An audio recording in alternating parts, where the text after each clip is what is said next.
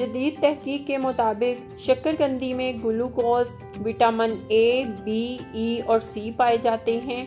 शक्करकंदी दिमाग के लिए बहुत ज़्यादा फ़ायदेमंद है, जिल्द को निखारने में बहुत मदद करती है, बालों के लिए बहुत ज़्यादा फ़ायदेमंद है, कब्ज़ होने से रोकती है। बिस्मिल्लाहिर्रहमानिर्रहीम, अस्सलाम वालेकुम। आज मैं आपके साथ शेयर करूंगी कि शक्करकंदी को कैसे बॉईल करते हैं। शक्करकंदी को बॉईल करने के लिए यहाँ पे मैंने कढ़ाई रखी है, इसमें ये स्टैंड रख देंगे, इसके ऊपर हम अपनी सारी शक्करकंदी रख देंगे। इसको अच्छी तरह धो लेना है क्योंकि इस पे बहुत ज्यादा मिट्टी लगी होती है। जब हम इसको बॉईल करते हैं तो वो मिट्टी जो है वो इसके अंदर जज्ब हो जाती है। तो इसका तरीका यही है कि इसको अच्छी तरह वॉश कर लिया जाए। अब इसके अंदर मैं पानी डाल दूंगी,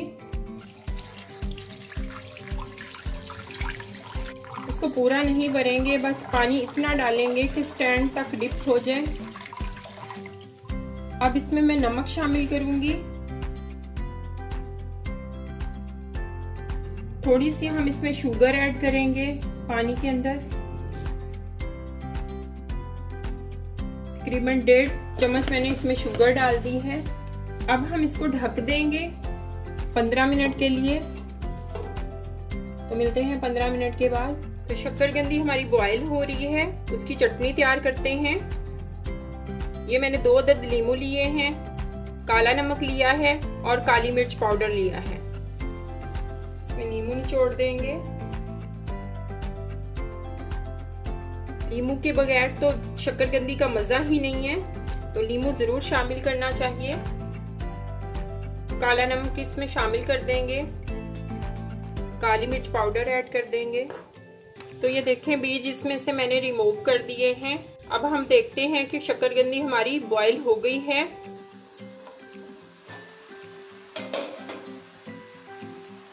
तो ये देखें बहुत ही नरम और बहुत ही सॉफ्ट शक्करकंदी हमारी बॉईल हुई है। चलें अब इसको हम निकालते हैं और ठंडा होने के लिए रखते हैं।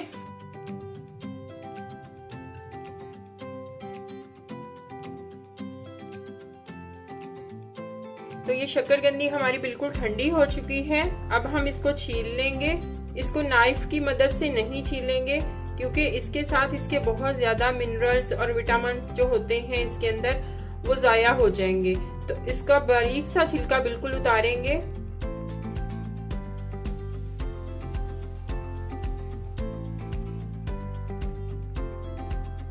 तो ये शक्करकंदी सारी मैंने छील ली है। अब हम इसको कट करते हैं।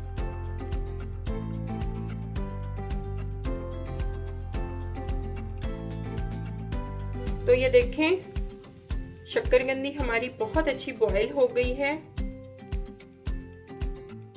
हम इसके ऊपर अपना मसाला डालते हैं।